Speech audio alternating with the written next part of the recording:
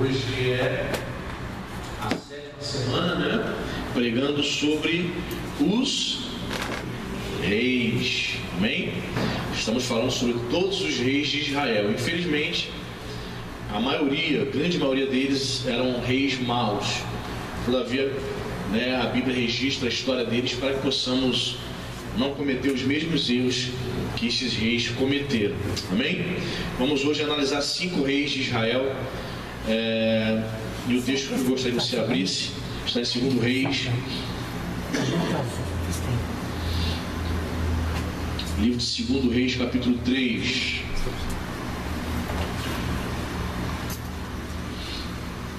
Segundo Reis, capítulo 3. Vamos falar sobre Jorão, rei Jorão. Não é Chorão, não, é Jorão. Jorão, ok? J. Que significa, o significado do nome de Jorão é o rei, ou melhor, o Senhor é exaltado. 2 Reis, capítulo 3. Você achou? Versículo 1. Diz assim a palavra de Deus: Jorão, filho de Acabe, começou a reinar sobre Israel, em Samaria, no 18º ano de Josafá, rei de Judá. E Jorão reinou 12 anos. Fez o que era mal perante o Senhor, porém não como seu pai Acabe, né? Nem com sua mãe Jezabel, porque tirou a coluna de Baal que o seu pai fizera. Contudo, olha só, gente, porém ele aderiu aos pecados de Jeroboão, filho de Nebate, que fizera pecar Israel, e não se apartou deles. Primeira lição que nós vamos aprender aqui nesta manhã: Jorão, filho de Acabe, o rei perverso, você lembra, né? O esposo manipulado por Jezabel, tiveram um filho, Jorão. Seus pais morrem, ele assume o reinado. Reinou por 12 anos. É interessante que ele toma uma atitude interessante. A primeira atitude que ele faz é tirar a coluna. Havia postes ídolos, colunas de Baal, ou seja, dedicadas a Baal, onde as pessoas adoravam, né?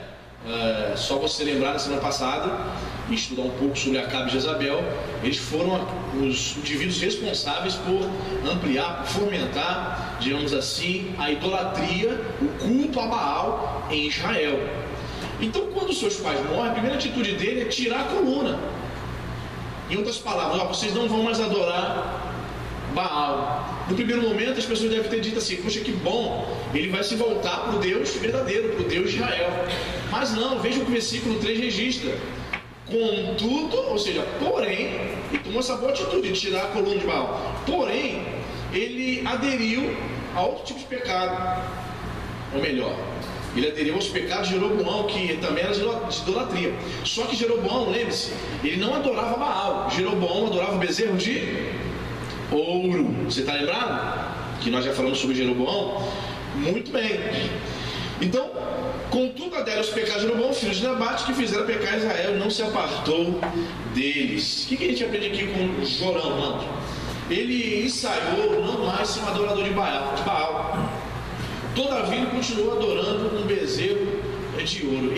Jorão, ele faz me lembrar aquele tipo de crente que ele quer servir a Deus e ao mesmo tempo quer se apegar aos seus pecados. Aparentemente ele toma algumas atitudes que parece até que é convertido. A pessoa que não conhece até acha que fulano se converteu, está na igreja. E ele era idólatra. Eu ia na casa dele, ia na casa dela, eu via lá uma imagem, né? A pessoa era devota de Aparecida, de São Jorge, Cosme Damião.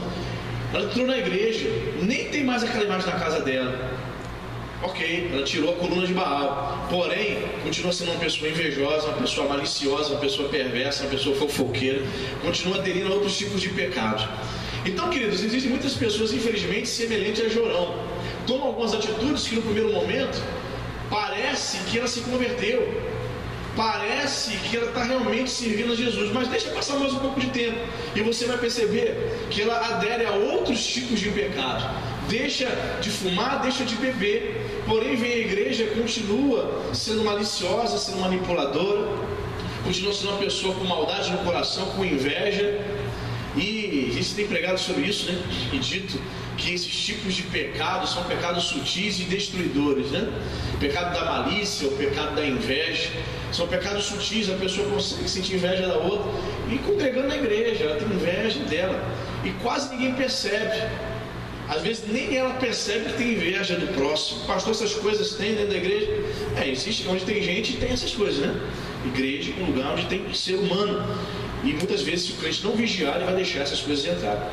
Então, vemos aqui um sujeito que tomou, no primeiro momento, uma atitude para agradar ao B, certo? Havia pessoas que não queriam mais um culto a Baal, porém ele adere a outro tipo de idolatria, a idolatria ao bezerro de ouro. Então, o Jorão, ele representa o tipo de crente que vem à igreja, se batiza nas águas, porém ele continua fazendo tudo errado lá fora, continua envergonhando o nome de Jesus, continua dando mau testemunho, continua batendo na esposa, continua maltratando o esposo, continua espancando os filhos, continua xingando todos os palavrões possíveis dentro de casa, panela, frigideira voa. Ninguém diz que aquela família é uma família de crente, pelo contrário, confunde os vizinhos, porque no domingo, quando eles pegam a Bíblia para vir à casa de Deus, as pessoas dizem assim: mas esse pessoal é crente mesmo?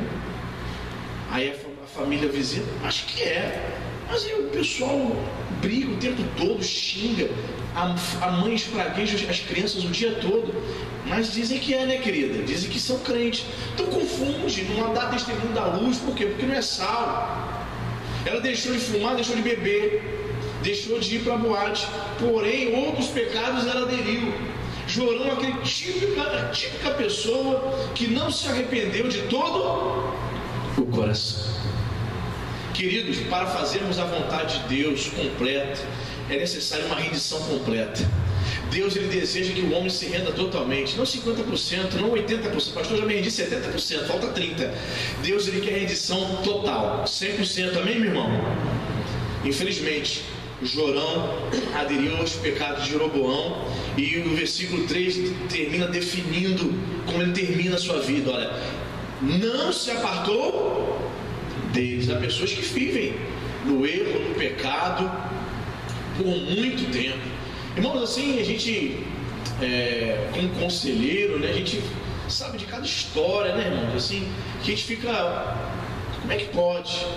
Certa vez eu atendi uma senhora e ela falou assim: ó, pastor, meu marido, ele vem na igreja, ele vai na igreja, né, mas ele tem amante. Ele vem à igreja comigo, eu sei que ele tem amante, mas eu decidi em Deus lutar por ele. Amém. Ok. Ele até gosta de ouvir a palavra, mas ele já está com essa outra família há muitos anos. Ele falou que sente pena, ele não deixa a outra família. Tem pena de deixar a amante, porque já está com ela há muito tempo. Tem laços afetivos, sentimentais. Ele sabe que está no erro, sim ou não? Sabe. Ele ouve o pastor na igreja pregando que tem que viver uma vida santa, deixar o pecado, sim ou não? Ouve. Mas como Jorão não se aparta dos pecados. Tem gente assim, ela gosta, não se esforça nem um pouco para deixar. Não diz assim para a esposa: minha esposa, eu sei que estou errado, mas vamos orar. Eu vou deixar esse pecado, isso é terrível, eu sei que isso ofende, magoa você, eu tenho outra família, me ajuda em oração. Me ajuda, eu sou fraco. Eu venho na igreja, mas eu não sou crente. Me ajude. Não há um desprendimento, não há um mínimo de desejo da pessoa se arrepender e se converter. Ela gosta do pecado. Jorão, ele estava adorando, junto com seus pais, Acabe e Jezabel, estava adorando a Baal. Ele, quando seus pais morrem, retira a coluna de Baal, mas ele gosta da idolatria, então ele coloca um substituto de Baal. Ele coloca o bezerro de ouro e continua no erro. Infelizmente, muitas pessoas não desejam se arrepender. O arrependimento, ele não pode ser parcial. O verdadeiro arrependimento é total rendição. Amém, igreja? Só herdará a vida eterna, só será transformado pelo poder do Espírito Santo aquele que se rende totalmente. Amém? Segundo rei que nós vamos falar aqui é o rei Jeú. Está em 2 Reis, capítulo 10.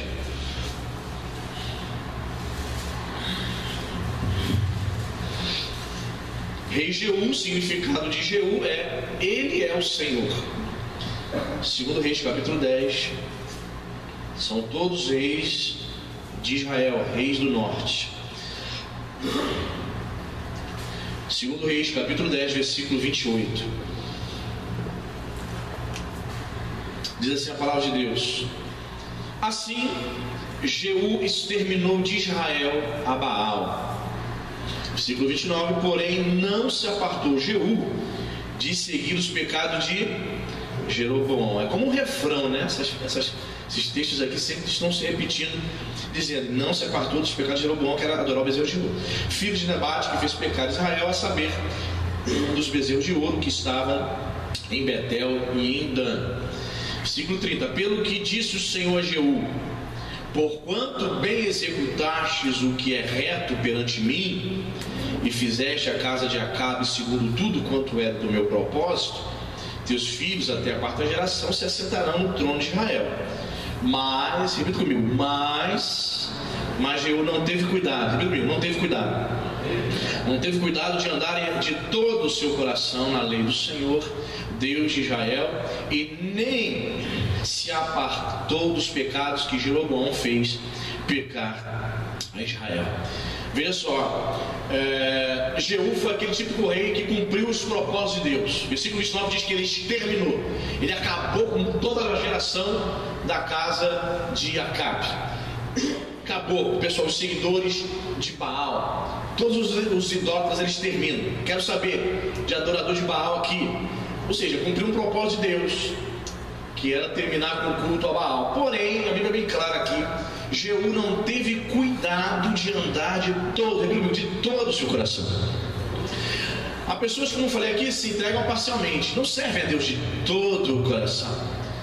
Há motivações escusas. Assim, eu tenho visto assim algumas coisas no meio evangélico, né?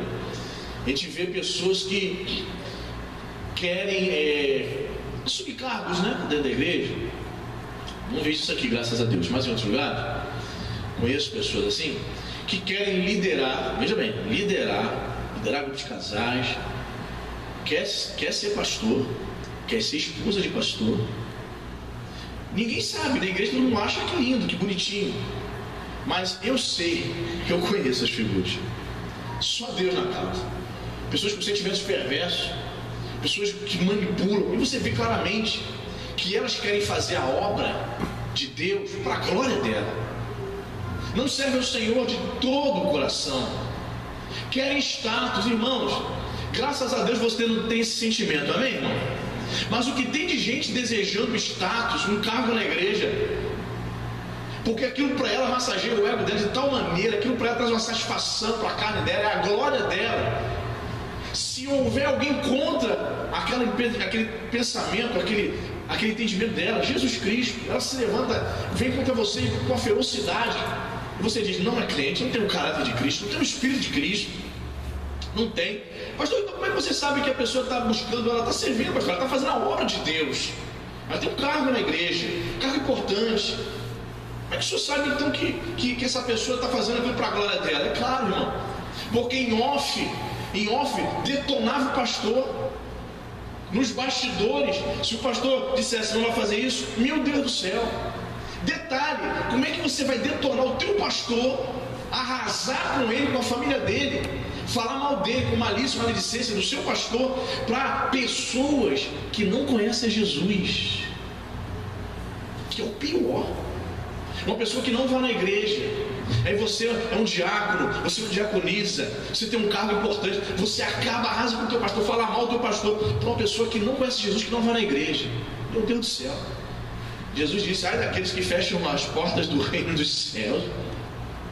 São pessoas que estão fechando as portas. Essas pessoas vão dizer o quê? É por isso que eu não vou na igreja, só tem falso, só tem gente ruim, né?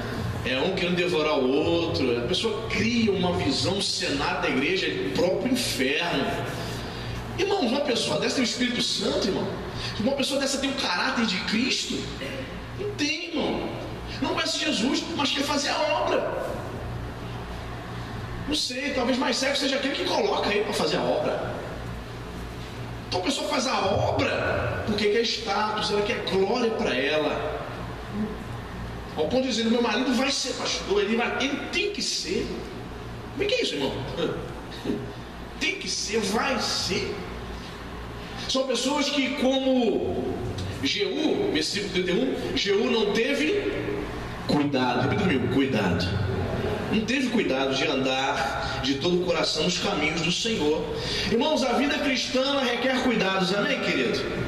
Como um jardim você precisa cuidar, cultivar.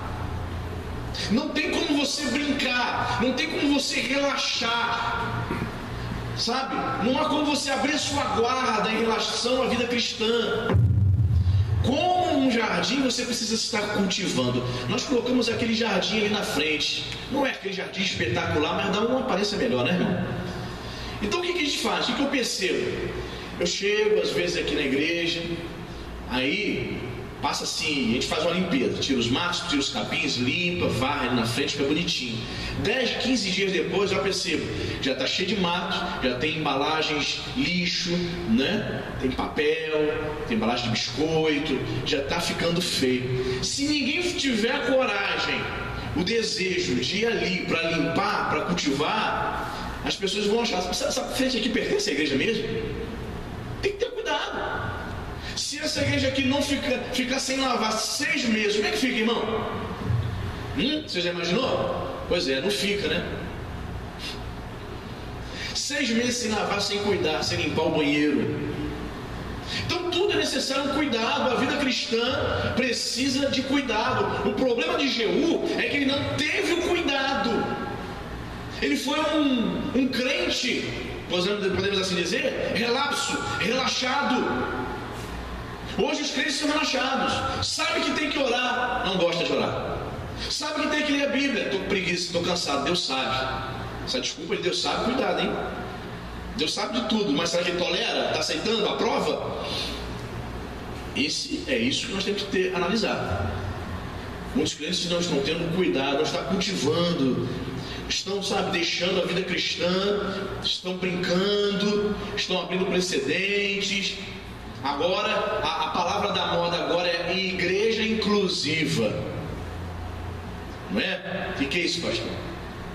Igreja inclusiva é a igreja que está abraçando o ecumenismo, é a igreja que está abraçando as outras religiões, que está abraçando os pais de santo, os rabinos judeus, e no mesmo ambiente invocando o mesmo Deus. Será?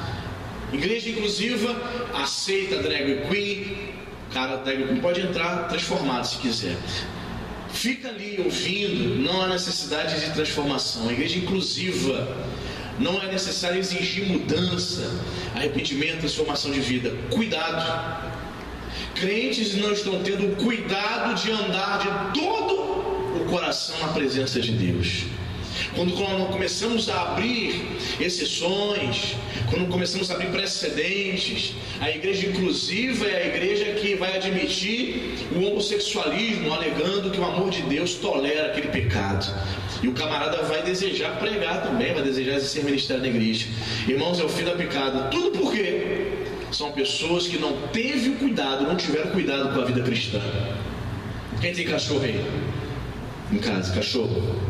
Tem? Você cuida dele? Se ficar uns 6 meses sem tirar o carrapato, a pulga, sem dar banho, como é que fica? Insuportável, né? Você vai chegar dentro da tua casa e você vai dizer, sai fora, vai, tá fedendo, vambora. Tem que cuidar, né, irmão? Tem que cuidar. Abriu, acho que não sei se foi na Vila Capri, uma clínica veterinária 24 horas aberta. Aí eu falei pra Cíntia, tá vendo, Cíntia? Tem que ter. Puduzinho, né? Pode passar mal 3 da manhã. Tem gente que não leva o ser humano, né? A criança começa a tossir de madrugada. Dá xarope. Vai ficar curado. Dá boldo, vai ficar curado. Mas o cachorro passou mal, ela leva na veterinária. Querido, não é R$50. Não é R$30 a consulta. Você que tem cachorro sabe, né? É um bicho caro de manter, mas se for de raça, né? Ou seja, quem tem cachorro tem que cuidar. Não é isso? Tem que limpar o quintal. Eu conheci um amigo que a casa dele era pequenina, irmãos. Uma casinha pequena. O quintal dele pequeno, mas ele tinha 2 dogs alemães. O quintal dele pequenininho. Irmãos, quando o cachorro botava assim, mas irmãos, você sabe a sujeira num ambiente pequeno, um ambiente de 2 dogs ali. A gente entrava na casa dele, a casa dele todo dia, ele tinha que limpar o quintal com criolina. A casa dele era só criolina. Ele falou: se eu não colocar criolina, você não consegue entrar aqui, o fedor é insuportável. 2 monstros daquele comendo, quantos sacos de rações. Tem que cuidar, né? Quem gosta, cuida. Quem não gosta, quem não quer dar o trabalho de cuidar, não tenha. C.S. Lewis vai dizer isso. Se você está procurando uma religião na qual você se sinta confortável, eu digo a você, não lhe recomendo o cristianismo. Você quer uma religião na qual você quer ficar confortável, não lhe recomendo o cristianismo, porque o cristianismo é cruz, o cristianismo é renúncia, irmão. Eu não tenho paciência de cuidar de cachorro. Já tentei ter vários cachorros por causa das crianças, mas nem elas têm paciência depois de 2, 3 meses. Dá trabalho. Então, se a pessoa não quer ser cristã, não seja, porque vai exigir renúncia. Mas a pessoa não quer renúncia. Ela ao mesmo tempo quer Deus, mas não quer renúncia. Quer a glória, mas não quer a cruz. Não tem como. A vida cristã requer cuidados. Precisa congregar. Os crentes não querem congregar. Não. Preciso estar na igreja todo dia. Já percebeu que só posta isso no Facebook quem não é chegado a culto? Crentes que vêm na igreja de vez em quando, aí ele posta, porque ele precisa ter alguma postagem que venha trazer um conforto mental. Aí eles não precisam estar na igreja todo dia para ser de Deus. Ok. Mas dizer que não é bom congregar, não é? De fato, a pessoa não precisa estar na igreja para ser crente todo dia, todo culto. Mas o pastor vai dizer para ela isso? O pastor vai dizer: não, vem de vez em quando você quiser. Claro que não. O pastor vai incentivar a estar presente na casa de Deus, porque todos os cultos eu entendo que Deus tem propósito ali comigo. Deus vai fazer, vai falar, vai realizar algo na minha vida. Não é em vão que você vem para a casa de Deus, irmãos. Perfeito? Então cada pessoa sabe da sua vida. A pessoa estuda, está fazendo curso, não pode estar, ok. Mas postar e dizer com aquele ar de que, tipo assim, não preciso. Hebreus 10, 25 vai dizer: não deixe de congregar, igreja, porque é costume de alguns. Ou seja, deixa de congregar, não quer ler Bíblia, não quer estudar a palavra de Deus, não quer se aproximar, não quer se envolver com a igreja. Isso é deixar de ter cuidado com a vida espiritual. O problema de Jeú é que ele não teve o cuidado de andar de todo o seu coração nos caminhos do Senhor. Tenha cuidado, amém, irmão? Cuida da tua vida espiritual. Amém, igreja? Terceiro rei é o rei Jeoacás, que significa o Senhor capturou. Vamos lá para 2 Reis capítulo 13, para ver o que a Bíblia fala sobre esse rei. 2 Reis capítulo 13, versículo 1. Jeoacás. Temos aqui mais um rei de Israel. Versículo 1, você achou? No 23º ano de Joás, filho de Acasias, rei de Judá, começou a reinar Jeoacás, filho de Jeú, sobre Israel em Samaria, e reinou 17 anos, um bom tempo, né? E diz o versículo 2: e fez o que era mal perante o Senhor, porque andou os pecados, olha lá de novo, ó, de Jeroboão, filho de Nebate, que fez pecar Israel, e não se apartou deles, pelo que se acendeu contra Israel a ira do Senhor, o qual os entregou nas mãos de Azael, rei da Síria, e nas mãos de Ben-Hadad, filho de Azael, todos aqueles dias. Olha o versículo 4, irmãos. Porém, Jeoacás fez súplicas diante do Senhor, e o Senhor, olha que bacana, ele se lembrou de Deus, ele orou ao Senhor verdadeiro, e o Senhor ouviu, pois viu a opressão com que o rei da Síria atormentava Israel. O Senhor deu um salvador a Israel.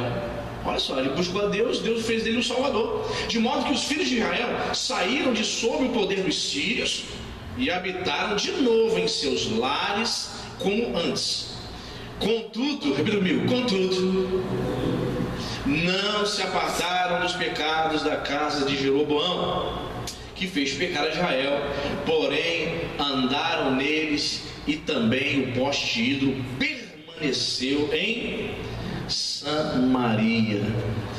O que eu percebo, o que eu aprendo aqui na vida de Jeoacás? A gente percebe e aprende aqui que faltou a Jeoacás foi nada mais, nada menos que perseverança. Perseverança foi o que faltou a esse rei. Porque, note bem, ele continuou nos pecados, né, de Jeroboão, que é o pecado de bezerro, continuou a idolatria. Porém, quando ele percebeu um aperto, quando ele percebeu a opressão dos reis, né, da Síria, ele lembrou de Deus. Poxa, pastor, pelo menos isso, né?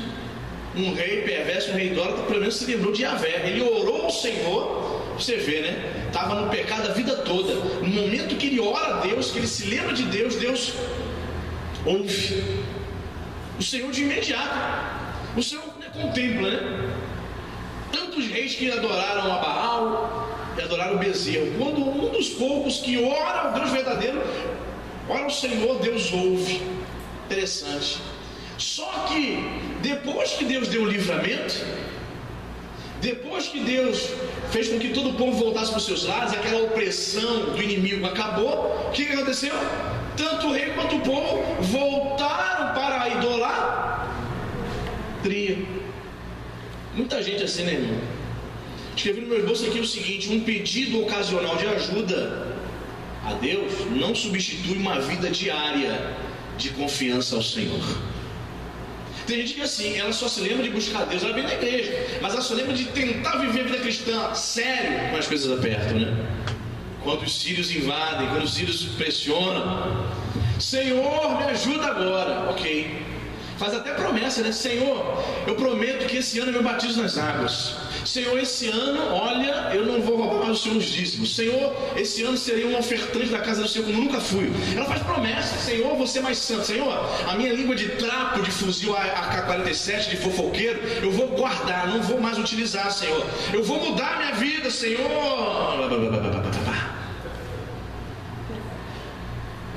Deus é misericordioso, né, irmão?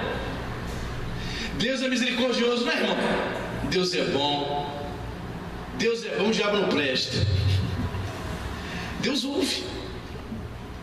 Cultos de virada é maravilhoso, porque muitos crentes fazem promessas, né? Esse ano eu vou ler a Bíblia toda. Aleluia. Faz promessa, faz voz. Senhor, esse ano eu me entrego. Esse ano 2018 eu ando, que eu vou alavancar, vou crescer espiritualmente. Senhor, eu almejo crescer na obra de Deus. Eu vou crescer na obra de Deus. Deus ouve. Que Deus é um Deus de misericórdia e dá todas as condições para que possamos cumprir com essas promessas. Só que nós somos problemáticos. Simplesmente nós abandonamos ou esquecemos facilmente o que prometemos para Deus. Aquele homem esqueceu do livramento. Jeoacás, o problema de Jeoacás é que ele se esqueceu do livramento que Deus deu. Veja o versículo 4 que diz isso. E Deus levantou um Salvador. É o verso 4, é isso mesmo? Não é isso? Versículo 5, né? Algumas versões dizem libertador, um salvador. Deus levanta um libertador. Deus faz de Jeoacás um libertador. Por quê? Porque ele ora, ele lembra de Deus e pede livramento. E Deus dá condições dele ser libertador. Não estava na idolatria antes? Estava. Mas quando ele ora a Deus pedindo livramento, quem é que vai dar o livramento? Ele é o líder da nação. Então Deus capacita ele. E o próprio Deus transforma ele num salvador, num libertador para o povo. Aí no versículo 6, todo mundo se esquece do que Deus faz, volta para os pecados, volta para a idolatria, volta a viver as suas vidas independentes de Deus. O que faltou a Jeoacás foi perseverança. Querido, a Bíblia vai dizer que somente será salvo aqueles que perseverarem até o fim. Deus não te chamou para passar uma temporada na igreja. Você está entendendo, irmão? Temos que ir até o fim. Não tem volta. Não tem como olhar mais para trás. Aquele que olha para trás não é digno de mim, disse Jesus. Aquele que olha para trás não é digno de entrar no reino, disse Jesus. É digno de entrar no reino só quem olha para frente, só quem olha para Jesus. Vai ficar vendo homem? Você vai ficar olhando o pecado do irmão? Cuidado, você pode se escandalizar e sair da presença de Deus por causa do outro. Vai ficar olhando o pecado de liderança? Vai ficar olhando o pecado de pastor? Cuidado, vai se escandalizar tanto ao ponto da igreja se tornar um lugar insuportável de você frequentar. É isso que o diabo quer, que a gente foque os erros. Satanás quer que a gente só foque os erros. Deus quer que você olhe para Jesus, o autor e consumador da fé. Joacás faltou-lhe perseverança. Faltou a Joacás perseverar, irmão. Perseverar. É impressionante, as pessoas se batizam nas águas, um mês depois sai da igreja. Eu não entendo isso. Por que então toma um banho? Ninguém obrigou, ninguém forçou a nada. A pessoa que procura o pastor quer me batizar, um mês depois some, um mês depois sai da igreja. Faltou-lhe perseverança. O problema de Joacás foi isso. Lembrou-se de Deus num momento difícil. Talvez seja isso, né? A gente começa a frequentar a igreja, vê um momento difícil, ela entende que se batizando e aceitando Jesus, os problemas vão embora. O problema vai acabar. Eu vou aceitar Jesus, o problema vai acabar. O problema em casa com meu marido vai acabar. O problema com meu filho drogado vai acabar. Equívoco. Você não se batiza para isso. Eu vou me batizar nas águas, vou parar de beber.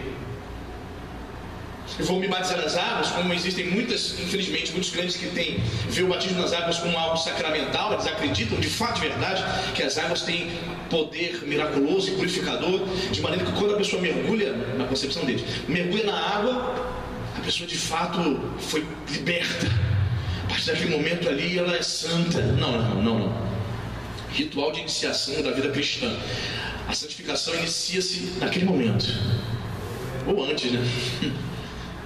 É só um ritual oficial para a igreja, um testemunho público que ela dá de algo que já iniciou-se dias atrás, meses atrás. Você entende? Falta a perseverança. A motivação é equivocada, talvez, né? A pessoa vai, se batiza, começa a frequentar. Depois de 2 meses, cadê? É muito pouco, irmão. 1 mês depois, 2 meses depois, é muito pouco tempo. Não passou por nenhum vento. Em um mês tu passa por alguns ventos, não todos os ventos possíveis. Entende? Falta a perseverança. Faltou Joacás continuar a buscar ao Senhor. Só buscou uma vez? Só buscou quando as coisas apertaram? Não é assim. Muitas coisas só vêm no cu de oração. Muitas coisas apertam. Aqui eu percebo isso algumas vezes. A coisa apertou na família, apertou na área financeira. Cu de oração, mas nem vem, quase não vem. Coisa mais rara. Aí você sabe. Você vê claramente, né? O pastor sabe que a pessoa está com um problema grave. Aí ela vem. 2, 3, terça-feira, depois desaparece. Melhorou, resolveu. Suplicou o Senhor. Joacás suplicou. E Deus ouve, né, irmão? Como eu falei, Deus é tão misericordioso. Deus ouve. Mas depois que o problema é solucionado, não preciso mais. Falta a perseverança. E a questão da perseverança é em todas as áreas da nossa vida, em todos os aspectos da nossa vida. Para continuar casado com a tua esposa, com o teu esposo, tem que perseverar, né, irmão? Ih, não digo de novo, nem amém, né? Tem que perseverar, irmão. Por mais que você ame, existem aqueles dias que o teu cônjuge fala alguma coisa ou faz alguma coisa que te enerva, que contraria você, e você tem que ter essa maturidade de buscar em Deus, respirar fundo, contar até 10, 20, 30 e continuar na fé, na bênção. Tem que perseverar. 10, 15, 20, 30 anos de casado, meu irmão, você ouve, você fala e vivencia muita coisa. Perfeito? Na fé também. Na fé eu preciso perseverar, não é buscar Deus de vez em quando, só em ocasiões especiais. O católico ele vai na igreja em ocasiões especiais, não é assim? Você que foi católico, não praticante, a gente ia na igreja em ocasiões especiais. Que ocasiões especiais? Batizado, casamento, tal talvez no Natal, na missa do galo, quem sabe. Ocasiões especiais. O católico que não é frequentador assíduo, ele vai até dizer: eu sou católico, apostólico, romano, não praticante. Olha, porque o praticante está lá todo domingo na missa. Entende? Faltou-lhe a Joacás perseverança. E Deus está dizendo para você nessa manhã: persevere em buscar o Senhor. Amém, irmão? Quarto rei, Jeoás, o Senhor é forte. Segundo Reis, capítulo 13, vamos ver o versículo 10 aqui. Uma história muito interessante de Jeoás. Temos aqui um nome com 3 consoantes, olha, irmão. Jeoás, o Senhor é forte. Capítulo 13 de 2 Reis, versículo 10. Você achou? Diz assim a palavra de Deus: no 37º ano de Joás, rei de Judá, começou Jeoás, filho de Jeoacás, a reinar sobre Israel em Samaria, e reinou 16 anos. Fez o que era mal perante o Senhor, não se apartou de nenhum dos pecados de Jeroboão, filho de Nebate, que fez pecar Israel, porém andou neles. Ok? Agora você vai dar um salto, você vai para o versículo 14. Estando Eliseu, olha só, irmão, que história interessante. Estando Eliseu padecendo da enfermidade de que havia de morrer, Jeoás, rei de Israel, desceu a visitá-lo, chorou sobre ele e disse: meu pai, carros de Israel e seus cavaleiros. Então lhe disse Eliseu: toma um arco e flechas. Ele tomou um arco e flechas. Disse ao rei de Israel: retesa o arco. Olha, e ele o fez. Então Eliseu pôs as mãos sobre as mãos do rei de Israel e disse, profeta, hein? Disse o seguinte: abre a janela para o oriente. E o rei abriu. Disse mais Eliseu: atira. E ele atirou, tirou a flecha. Prosseguiu: flecha da vitória do Senhor, flecha da vitória contra os sírios, porque ferirás os sírios em Afeca até os consumir.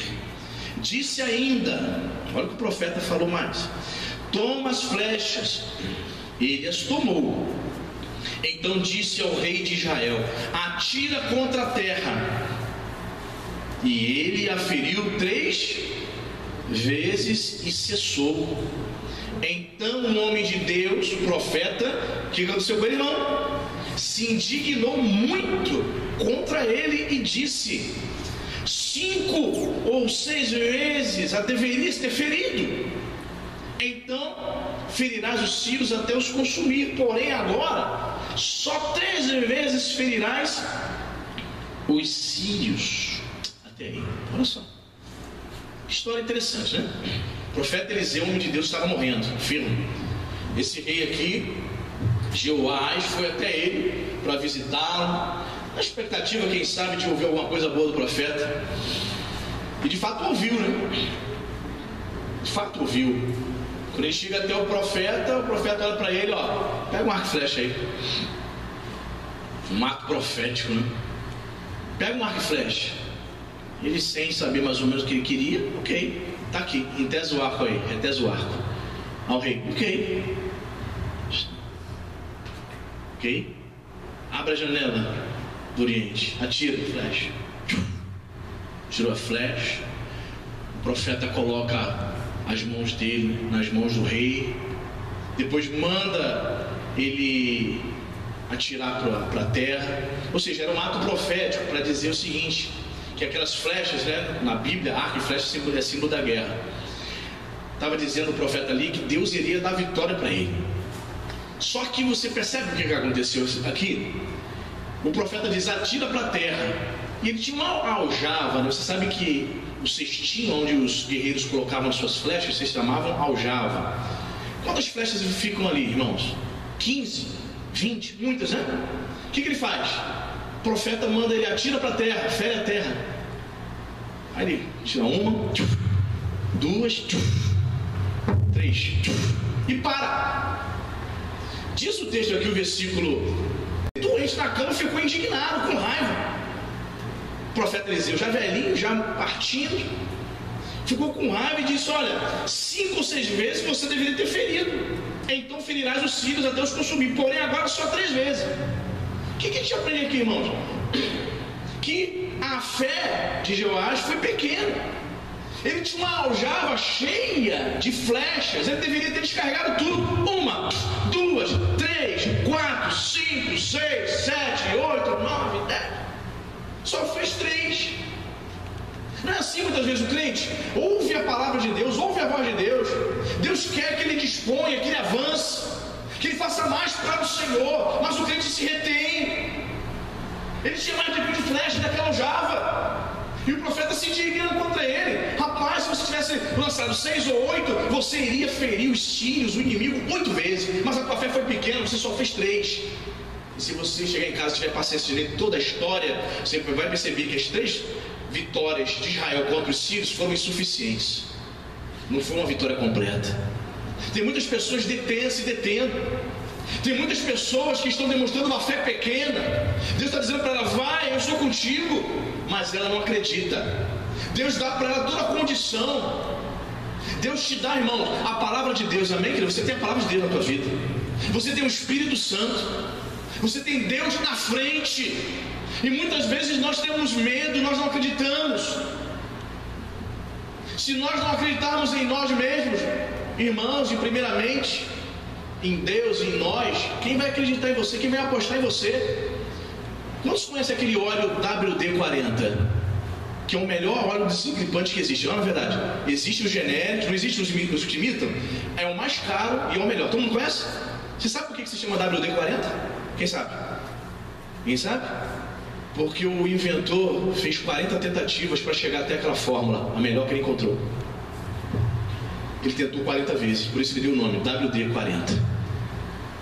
Ele tentou criar a fórmula, dava errado. Foram 40 tentativas.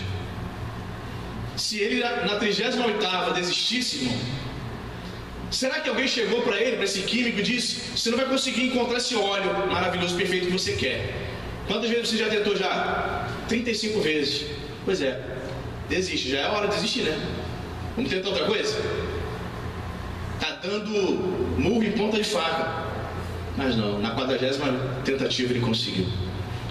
Estava vendo um filme anteontem, Walt Disney antes do Mickey. Como é que ele chegou desde a infância dele até ele criar o primeiro personagem Mickey em 1927. Irmão, história de perseverança. Assista, muito tremendo. O sujeito que acreditava nele, o pai dele, o tio dele, todo mundo olhava para ele e falava assim: isso, em 1918, 1912, desenhar, isso não dá dinheiro, acabe com essa fantasia. Foi morar com o tio dele na Califórnia. O tio dele: procura um emprego, vai ficar vagabundeando até quando? Para com essa fantasia, com essa história de desenho, você não vai alcançar nada, você não vai a lugar nenhum. Pare de desenhar. Ele parava, de adulto ele parava, aí vinha em flashback os tempos de criança lá em Kansas City, que ele ficava no celeiro olhando para os cavalos e desenhando, copiando os cavalos na parede do celeiro. Ele chorava, ele queria realizar o sonho dele, ninguém acreditava nele. Foi despejado, foi expulso da casa, foi despejado de um mini estúdio que ele criou. Uma história bonita de perseverança. Assista, muito interessante. Walt Disney antes do Mickey. Muito bonita a história. Se a pessoa não acreditar nela, seu pai diz para você o seguinte: desista. O seu pai, não sei aqui quantos já ouviram isso, o seu pai da sua mãe: desista, você não pode. Você já ouviu isso, irmão? Sinceramente, você tem vergonha de dizer isso? Pastor, já ouvi isso. Alguém já teve essa experiência? Simone, Cíntia. E é duro, né, irmão? É duro. Mas temos Deus conosco. Veja só, foi uma atitude muito bonita ali. O profeta de Deus no leito de morte: Joás, pega aí, pega o arco. E nessa que ele segura o arco, ele coloca as mãos dele em sinal de aprovação. É como se ele estivesse dizendo assim: oh, Deus é contigo, acredita. E a aljava dele cheia de flechas, só atira 3 vezes. Por quê? Porque você não tirou o restante? Falta de fé. Muitos crentes não acreditam em si mesmo. ouvem uma palavra negativa e desiste. Desiste de tudo. Tudo que começa, desiste, para, não termina. Estávamos fazendo um curso lá no Rio de pós-graduação. Aí o reitor lá do seminário conversando comigo, ele falou assim: pastor, tá triste, eu sei que existe uma inadimplência, muita gente sem receber, mas isso é fora do normal. Fizemos aqui inscrições para mais de 40 pessoas no curso básico de teologia, R$20 por mês.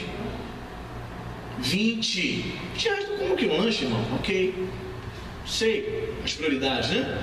20, 40 pessoas, um curso de um ano depois. Eu só tenho 4 pessoas na sala de aula. Vou formar 4 pessoas. 90% dos crentes que dizem que tem fé desistiram de pagar uma mensalidade de R$20. E o pastor Mesquita lá, o reitor, é tão gente boa. Se você chegasse para ele e falasse assim: estou te devendo, pastor, 3 meses, R$60, a condição de eu pagar depois, ele é o tipo de pessoa que diria assim para você: irmão, vou pagar para você não terminar, para você terminar, para você não sair do curso. Esse tipo de pessoa. A pessoa nem para chegar, para negociar, para dizer assim: poxa, eu vou pagar atrasado, se eu vou poder pagar o restante, estou faltando R$100, quando terminar o curso, o senhor segura mais 2 meses. Nem para conversar. Sabe por quê? Porque a fé dela é limitada, ela não acredita. Deus está dizendo: você pode, você vai conseguir, mas ela só lança 3 flechas. O profeta se indignou com a falta de fé do rei Jeoacá. Se você tivesse tirado 6 ou 8 flechas, Deus lhe daria 8 vitórias, 6 vitórias. Mas sua fé é pequena. Querido, uma das coisas que irrita ao Senhor é a incredulidade. Uma das coisas que irrita a Deus é a incredulidade, o ceticismo. O pastor está falando, a pessoa está assim: não é bem assim que ele está falando, não. Acho que não é assim, não. Não acredita. Não acredita no profeta. Eliseu precisava dar mais provas de quê, irmãos, que éramos de Deus? Precisava ficar provando, dando provas. Jeoacá só tinha que acreditar. Só tinha que acreditar. Mas nem sempre os profetas, os homens de Deus, eles são críveis. As pessoas não acreditam. Jesus, diz a Bíblia, não pôde fazer muitos milagres por onde ele esteve, em Cafarnaum, Corazim. Por quê? Porque lá as pessoas não criam nele. Então, quando há ceticismo, quando há incredulidade, Deus não pode operar. Não porque ele não queira. O profeta deixou bem claro que se ele tivesse descarregado toda a sua aljava de flecha, Deus daria o número exato de vitória das flechas que ele tinha atirado para a terra. Não é que Deus não quer abençoar o crente, dar vitória, mas é o crente que não acredita. Se eu não acreditar, irmãos, que Deus tem propósito aqui comigo de almas serem abençoadas, quem vai acreditar? O incrédulo? O pai de santo? O padre ali da paróquia? Não! Eu preciso crer que Deus é comigo. Querido, não desista. Não ache que você não tem condições, que você não é capaz. Deus está te dando condições. Deus tinha dado para ele a condição. Qual era a condição? Ter uma aljava cheia de flecha. Mas ele não acreditou. Então Deus tem te dado todos os instrumentos, todas as ferramentas para ser bênção, para ser instrumento na mão dele, para você progredir em todas as áreas da sua vida. Deus tem dado. Amém, querido? Conheço uma pessoa que eu conversei certa vez, homem de Deus, e solteiro. Aí eu falei assim para ele: você tem vontade de conhecer uma pessoa? Ele: estou orando, pastor. Eu conhecer uma pessoa de Deus. Aí eu falei assim: você já pensou, já cogitou essa possibilidade? Porque se eu estou solteiro, eu faria isso. Entra no site evangélico, põe teu nome, tua fotinha lá, classifica. Procuro moças de Deus evangélicas entre, sei lá, 25, 30 anos. Bota ali. Com certeza vai aparecer muitas pessoas. Vai aparecer bomba também? Pode aparecer, né? Pepino, abacaxi, aparece. Mas você tem um filtro, né, irmão? É um site evangélico. O primeiro filtro é porque o site é evangélico. Então, entra. Passou o tempo. Depois o irmão chegou para mim e falou: pastor, lembra? O senhor falou aquele negócio comigo? Eu falei: lembro. Depois foi lá que eu consegui. É sério? Às vezes uma atitude atitude. Deus já te deu a aljava cheia de flecha. Falta você ter fé. Dei esse exemplo aqui, mas pode servir para todas as áreas da vida. Você entende, irmão? Se a Cíntia não tivesse ido me dar cantada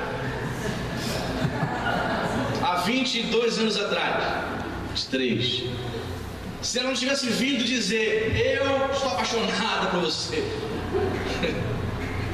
não adianta ficar corada de vergonha, porque eu falo. Se ela não tivesse feito isso, irmão, teria casado com uma bomba aí qualquer. Aljava. Deus te deu aljava. A pergunta é: você só quer tirar uma flechinha?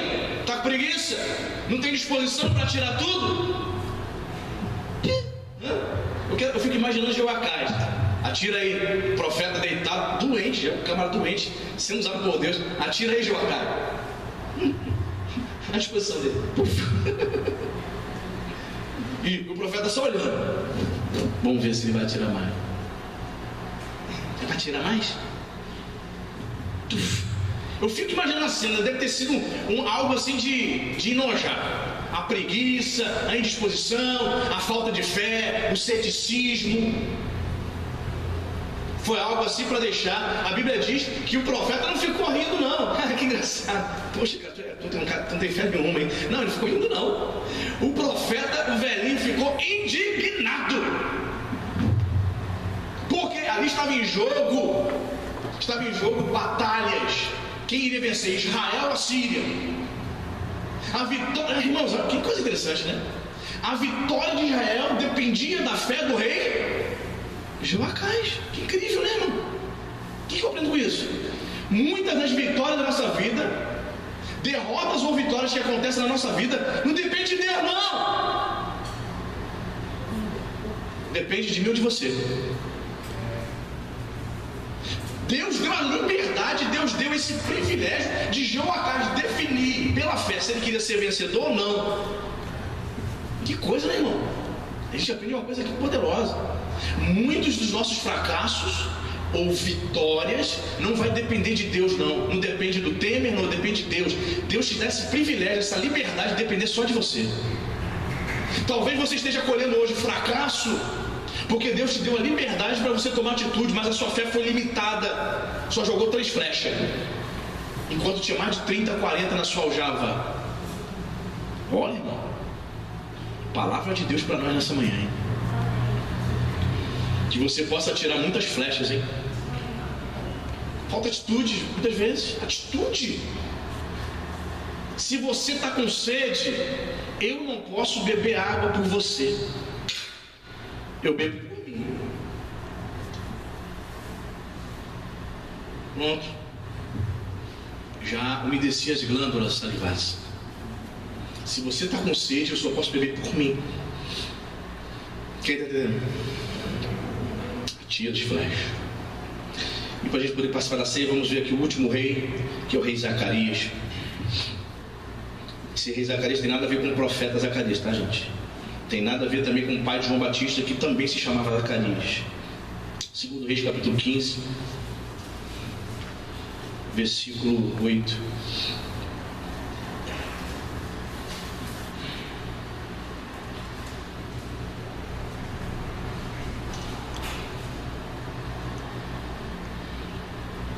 Segundo Reis, capítulo 15, versículo 8.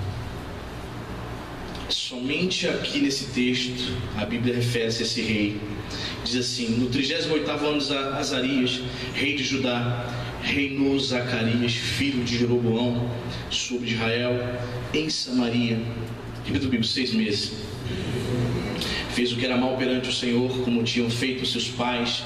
Não se apartou dos pecados de Jeroboão, filho de Nebate, que fez pecar a Israel. Salum, filho de Jabes, conspirou contra ele, feriu diante do povo, matou e reinou em seu lugar.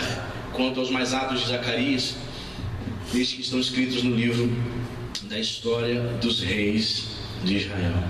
Só isso, irmãos, a Bíblia refere-se a esse rei. Olha só.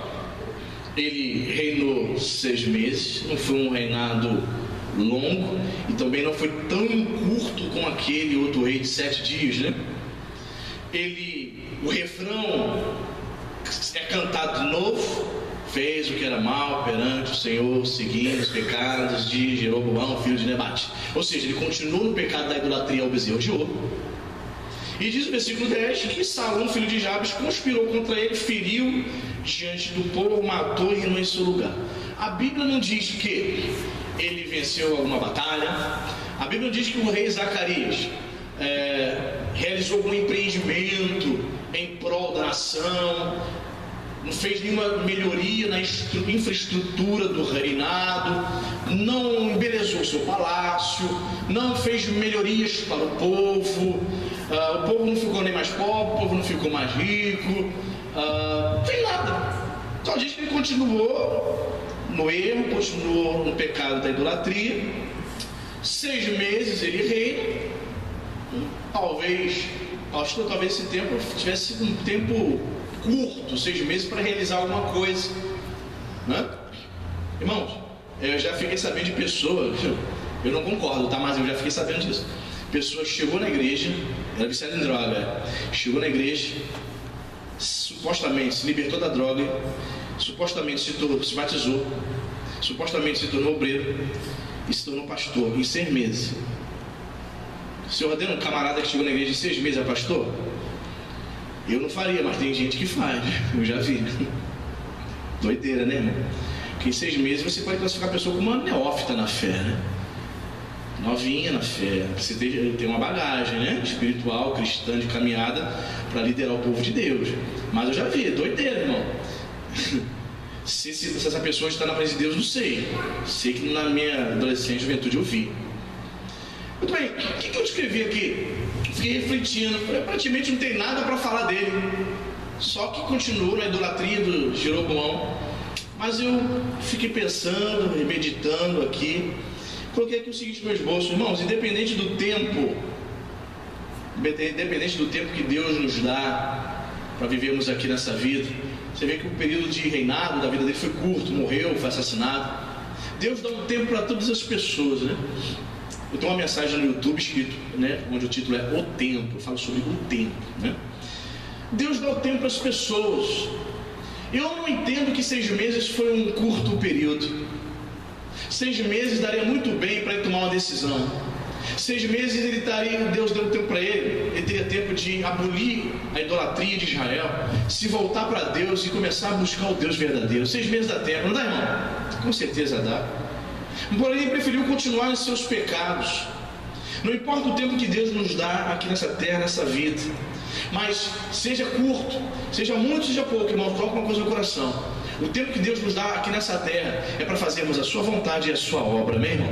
Esse rei, infelizmente, aqui, nada a dizer, não realizou nenhuma obra para Deus, nada de útil. Não buscou a Deus, não realizou empreendimentos, não se arrepende, não aboliu a idolatria. Só diz o texto que ele fez o que era mal perante o Senhor e continuou nos pecados do bezerro de ouro. 6 meses, Deus eliminou logo, tirou logo. Foi assassinado, houve uma conspiração. Teve tempo, irmão, 6 meses teve tempo de se arrepender. Deus nos dá tempo. Deus nos dá tempo de realizarmos a sua obra aqui nessa terra. Mas a questão é: estamos aqui para realizar a obra de Deus, a vontade de Deus, nesse mundo, nessa terra, nessa vida, ou para vivermos aquela vida, sabe? Aquela vida que você percebe que de relevante eu tenho feito para Deus. Muitas pessoas vivem tantos anos e não realizam nada de importante para Deus, nada de relevante. Um dos reis perversos que mais tempo reinou, talvez seja o que tenha mais tempo reinado, se não estou equivocado, foi o rei Manassés. A gente vai falar sobre ele ainda. Reinou 55 anos em Israel fazendo perversidade. Deus deu para ele 55 anos de reinado e ele não fez nada de bom, nada que prestasse, nenhuma obra de Deus. Às vezes a pessoa está na igreja há anos, ela não realiza nada em prol do reino, nada, sabe que nada. Deus não quer que você se limite a assistir culto, não seja um espectador da igreja, seja a igreja, meu irmão.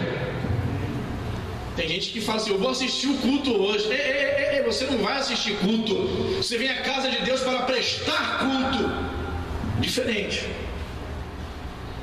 E quando ela fala isso, é claro, né? A língua portuguesa permite ela dizer: eu vou à igreja. Até poder corrigi-lo. Mas quando você diz assim: eu vou à igreja, ninguém fica te corrigindo. As questões da semântica, ninguém fica te corrigindo. Você vai à igreja.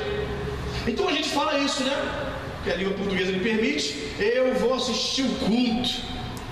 Ela não somente diz, ela vem para fazer isso mesmo. Ela só assiste, ela não cultua.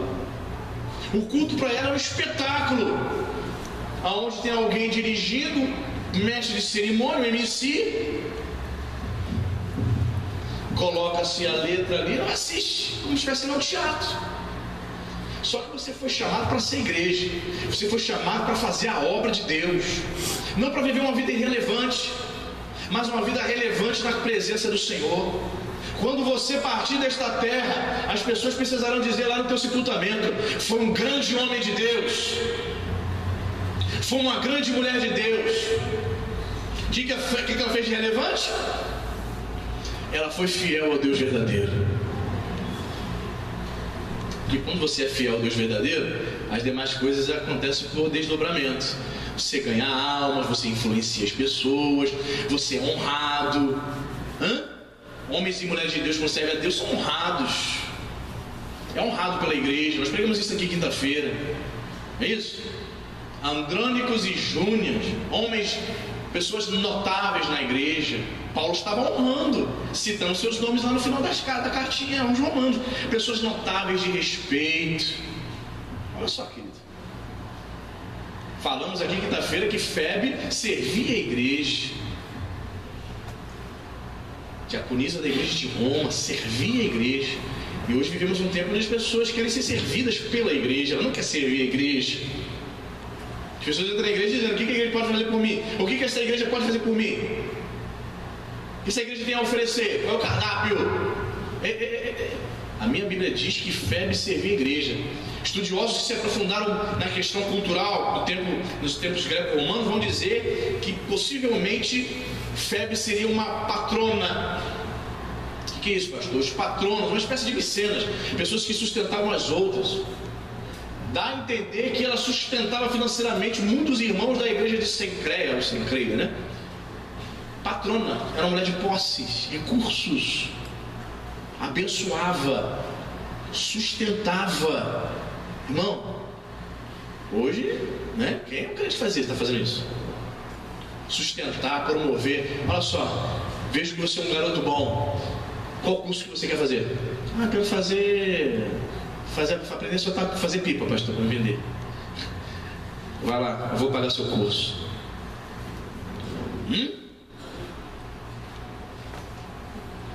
Isso é cristianismo, irmão.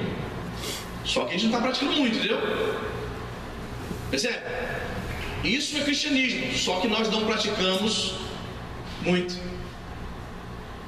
Febe sustentava, bancava. Você entende isso? Muitas vezes, antigamente a gente ouvia falar, hoje em dia não. Crente que chega assim: pastor, quanto é para comprar isso aqui? Pastor, eu vou abençoar. Pá! Uma oferta que às vezes, se você levantar a igreja todinha, não consegue. Antigamente a gente via isso com mais facilidade. Hoje, pastor, é a crise, não sei. É a crise do coração, né? Não é isso? É a crise do coração, não é crise financeira. Porque Paulo vai elogiar a igreja, né, de Corinto, por ter levantado uma oferta que supriu as necessidades da igreja da Judéia, num tempo difícil, tempo de perseguição. Você está entendendo isso? Tudo é o coração. Tudo é o coração. O coração deste rei Zacarias não estava em Deus, estava em si mesmo. Ele queria fazer a vontade dele. A vontade dele era ser idólatra.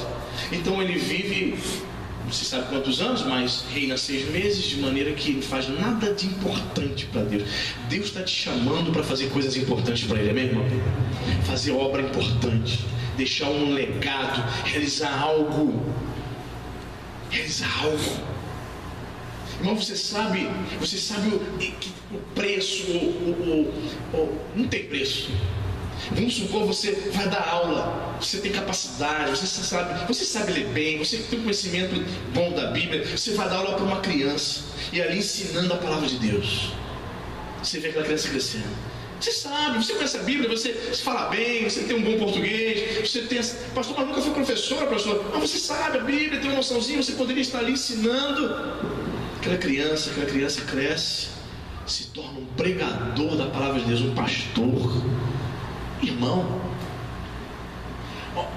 qual é o seu galardão? Você instruiu e lançou a semente da palavra no coração daquela criança, e essa criança hoje é um pregador, um pastor que pastoreia 500, 600 pessoas. Sabe o que está registrado lá para Deus? Você, Maria, você, Joana, você foi responsável por incutir a palavra, minha palavra, no coração desse homem de Deus quando ele era criança. Não, Deus está te chamando para isso, querido. Deus quer que você realize grandes coisas.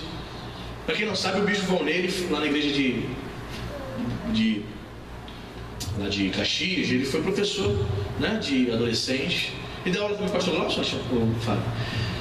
Ele deu aula para o pastor Glaucio. Quantos lembram do pastor Glaucio veio pregar aqui no mês de junho, pastor Glaucio? Veio de sapatênis, e ele na igreja dele ele prega camisa de esporte, ele não bota gravata, nada disso. Ele é advogado, ele falou que já anda a semana toda de terno e gravata na cidade. Então ele falou, prego domingo de sapatênis, calça jeans. O pastor Glaucio esteve aqui. O pastor Glaucio está com uns 38, 39 anos, 38 anos ele, jovem. Ele foi aluno ali, pré-adolescente, do bispo Valneire. O bispo Valneire dava aula para os adolescentes. Poxa, que maravilha, irmão, você vê um menino, 10, 11, 12 anos, que deu aula na escolinha, pregando a palavra de Deus, pastoreando uma igreja com mais de 500 membros. Isso tem preço, irmão? Deus quer te usar desse nível para cima, amém, querido? É daí para cima. Zacarias, nada de relevante, mas você é de Deus, você vai realizar grandes coisas para a glória de Deus. Você não vai tirar só 3 flechas, não, irmão. Toda a sua jalva, crê nisso? Amém. Em nome de Jesus.